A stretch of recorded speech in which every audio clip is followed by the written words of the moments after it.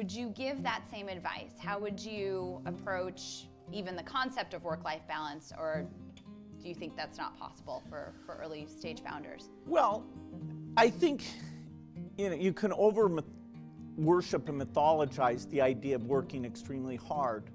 For my particular makeup, I mean, it really is true that I didn't believe in weekends, I didn't believe in vacations. I mean, I knew everybody's license plate, so I could tell you over the last month when their car had come and gone from the parking lot.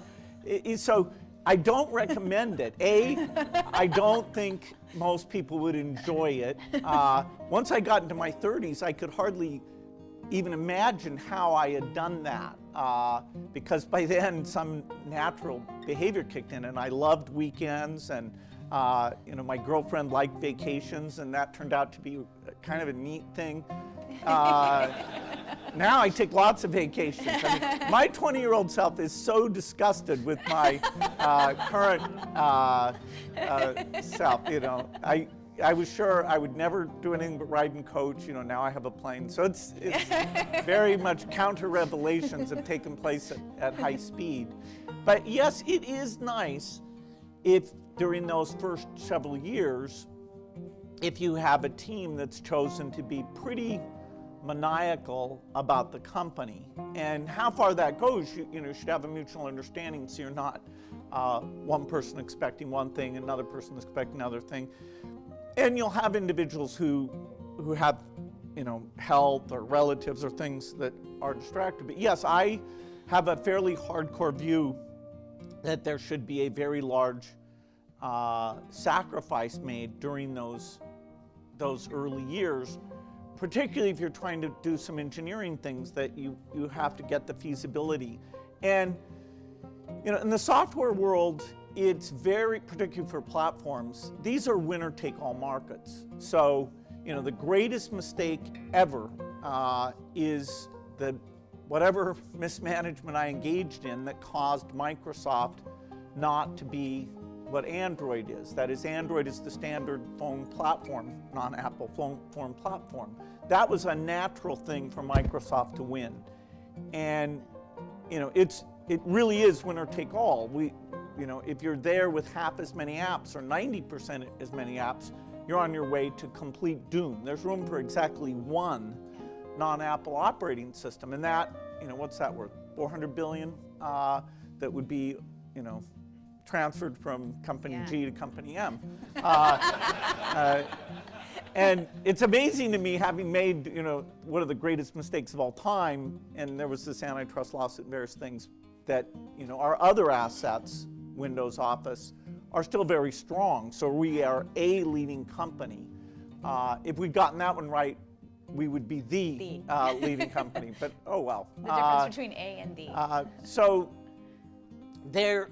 this idea that just small differences can magnify themselves, that doesn't exist for a lot of businesses. If you're a service business, it doesn't exist. But for software platforms, it's absolutely gigantic. And so that's partly where you have the mentality of every night you think, am I screwing this up? And eventually, we did screw a super important one up. When you think about, you've been, I guess, I would bet on you to find the key to reversing aging. It's a personal opinion. When you do find that, and you could go back to your 20s, what would you start?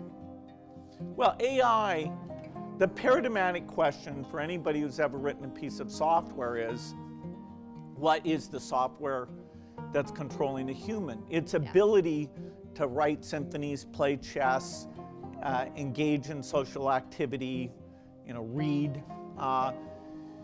Computers, we picked that AI, we would define AI by certain sensory perception thing, primarily speech understanding and vision, and that those would be the frontier. Also chess playing, but that turned out to be really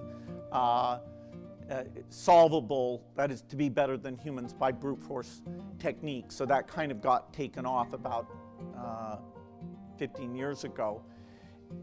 But you're always wondering, when can I create a computer that could take, say, a textbook, read it, take the AP exam and get a 5. And that's completely unsolved. So the most interesting, this guy Hilbert laid out 22 problems for mathematicians in 1900.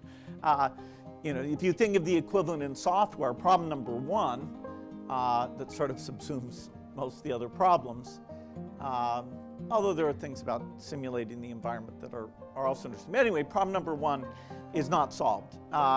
And so that's what you would work on. If your mind, from age, say, 11 is thinking about software and what can it do, what can it not do, and then you think you're really good at writing code, and then you meet somebody who's better, and you think, okay, now I'm really good, then you meet somebody who's better.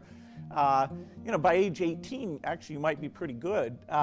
So the rest of your life, you're going to think about the structure of the software that can do the equivalent of what a human can do. So I would definitely be drawn to that. Now, it turns out at this era, that's not the only interesting problem. I mean, there's certain problems in biology. Diseases of the poor are one that I'm obsessed with.